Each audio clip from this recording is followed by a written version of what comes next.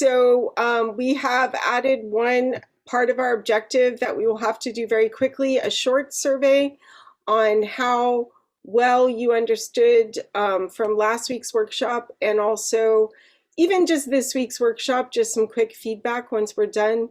And also homework if you were able to do it last week, the topics that we talked about last week, and then of course today's topic, you'll be hopefully doing the homework and watching the videos after we have this discussion. So today is applying accumulation to find changes with respect to quantities through word problems that are related to a function. And then we also have applying accumulation to solve word problems related to, well, word problems related to graphs, not so many words. So we'll do first the word problems. So I picked out some pretty basic questions. So I'd like you guys to take 1 minute to think about how you would solve. I just wanted us to think about what's the difference, what is similar about it. They both integrate. What's the difference? One you have to add on to an initial point, whereas the other you don't, because you just want the accumulation on an interval that is given.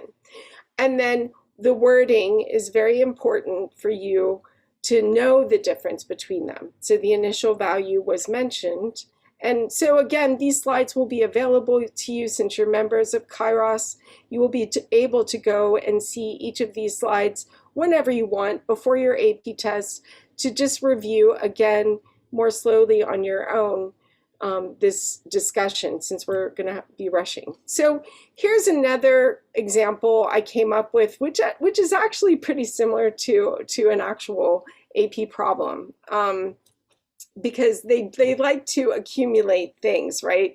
So I just thought of accumulating water. Betty's accumulating this water to irrigate her garden, and so when it rains overnight, and that's how she's accumulating the water for these 9 hours, and we know how much that her rain barrel can hold, which is 138,600 cubic inches,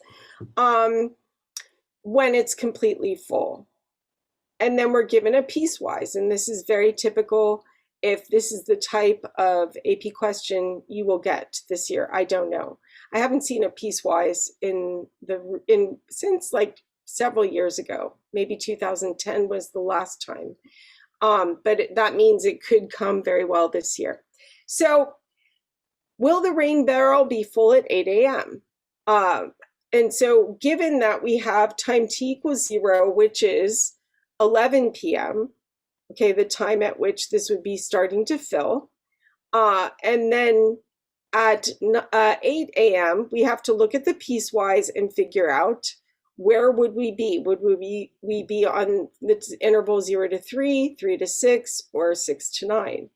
And I think you guys would clearly know the answer to this, that it would obviously be on the third interval given at time t equals 8.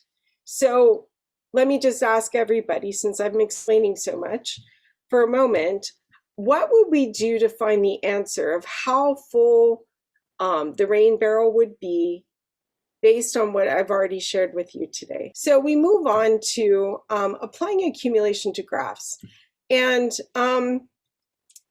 so please take a look at these graphs and tell me what calculus concept you would use.